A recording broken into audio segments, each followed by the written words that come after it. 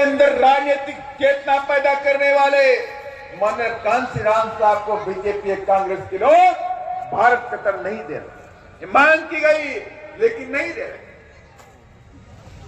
और आज उनको एहसास हो गया कि बहुजन मूवमेंट और ये बहुजन कारवा ये अपनी फाइनल लड़ाई लेने जा रहा है।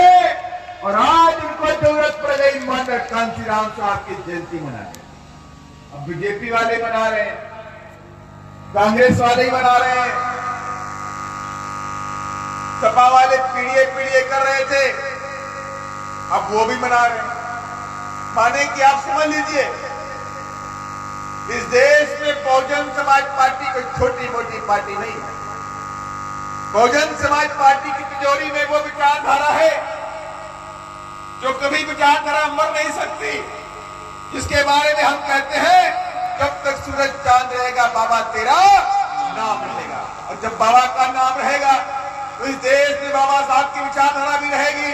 और अगर विचारधारा बाबा साहब की है तो बहुजन समाज पार्टी ने डंके की चोट पर कही है कि एकमात्र पार्टी इस देश के अंदर है तो बहुजन समाज पार्टी है जो बाबा साहब की विचारधारा को इस देश में लागू करना चाहती है और इस देश को सम्राट अशोक वाले सपने को पूरा करके, सम्राट अशोक का सपना पूरा करके वो भारत बनाना चाहती है। और आज क्या हो रहा है, बीजेपी की दुकान खाली हो गई, कांग्रेस की भी दुकान खाली हो गई, समाजवादी पार्टी की भी दुकान खाली हो गई।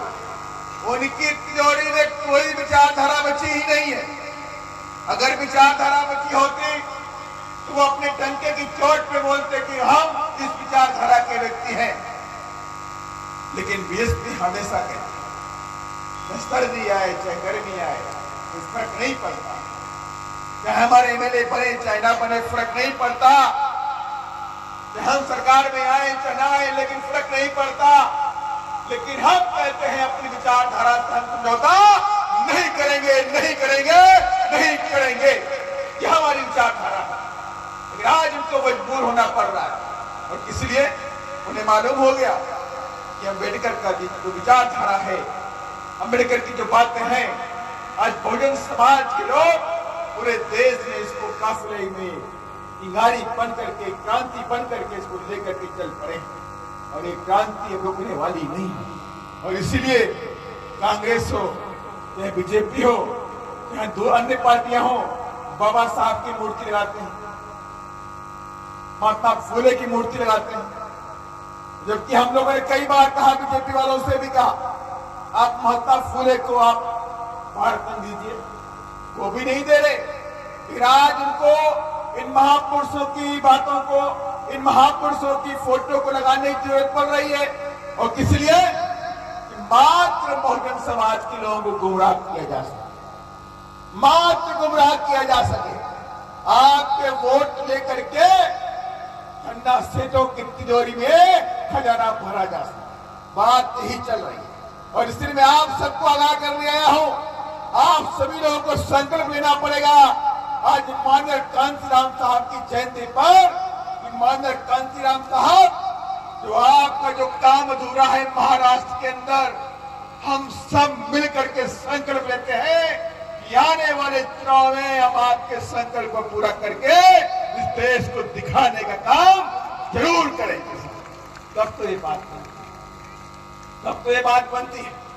अभी हमारे डोंगरे जी, हमारे प्रभारी जी, हमारे तमाम नेतागण जो मंच पे बैठे हुए हैं, इनसे मेरी बात हुई, उन्होंने बताया कि सबसे ज्यादा नुकसान अगर यहाँ पे कोई करता है तो हमारे अपने लोग करते हैं। वो कांग्रेस से मिल जाते हैं, वे दूसरी छोटी छोटी पार्टियां महाराष्ट्र के अंदर है, वो बीजेपी के इशारे पे काम करती है। 5 साल तो बाबा की बात करते हैं, अम्बेडकर की बात करते हैं, विचारधारा की बात करते हैं, महात्मा फुले की बात करते हैं, साहू की बात करते हैं, चंदारी बाई की बात करते हैं, कबीर की बात करते हैं, संत रविदास की बात करते हैं। 5 साल तो आपके बीच में ऐसी बातें करते हैं, लेकिन चुनाव के समय क्या होता है, उनके टिकट बीजेपी बांटता है। उनके टिकट कौन बांटता है? बीजेपी बांटता है। माने मेहनत कराएंगे 5 साल, आपसे देखिए, आपको बाबा की फोटो दिखाएंगे, माननीय कांशीराम साहब की फोटो दिखाएंगे और संसद में जाकर के मोदी जी की तारीफ कर रहे हैं। करते कि नहीं करते? महाराष्ट्र के नेता है वो। मैं सोचता हूं कभी कभी कि क्यों नकली नाम लेकर के तुम घूम रहे हो। तुम तो बाबा साहब का नाम भी डुबो रहे हो। मैं क्या बोलूंगा? मैं नाम नहीं ले रहा हूं, आप सब समझ चुके हैं। मैं नाम नहीं ले रहा हूं, आप सब समझ चुके हैं। कौन कौन लोग पार्लियामेंट के अंदर ही बैठते हैं मोदी जी के रहमो करम को। और उनका एकमात्र काम है बीजेपी की बड़ाई करना। बीजेपी ने ये किया, बीजेपी ने वो किया, बीजेपी ने वो। और इसलिए मैं कहना चाहता हूं, ऐसे लोगों से आपको सावधान रहने की जरूरत है।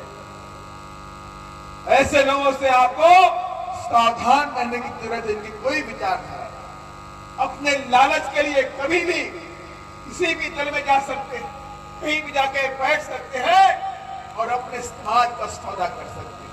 लेकिन बीएसपी आपको मालूम होना चाहिए, आज मुख्यमंत्री बनने के लिए होड़ लगी रहती है।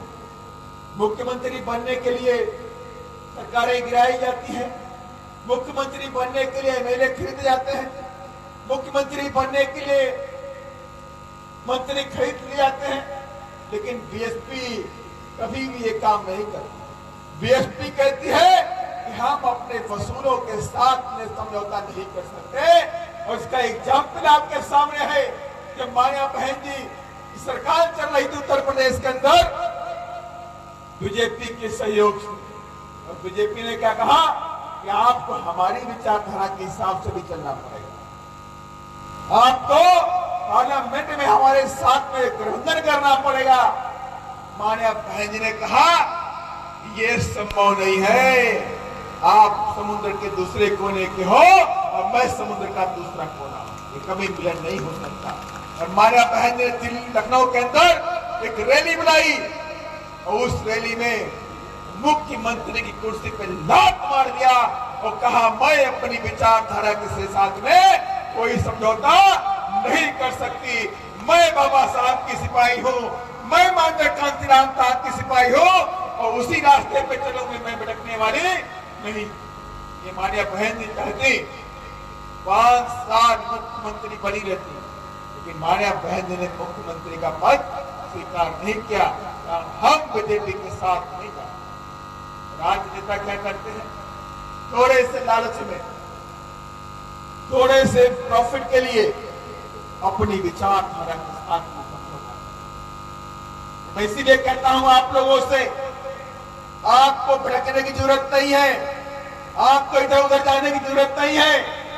आपकी अपनी पार्टी बहुजन समाज पार्टी है और आपका अपना चुनाव चिन्ह हाथी निशान है।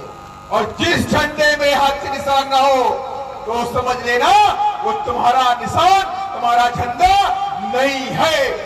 और जब हाथी का निशान है तो समझ जाना कि तुम्हारा ये झंडा भी है, तुम्हारा निशान है। और माननीय कांशीराम साहब ने ऐसी क्रांति पैदा कर दी। और माननीय कांशीराम साहब कहते थे कि ये नीला झंडा हाथी निशान तुम्हारे गांव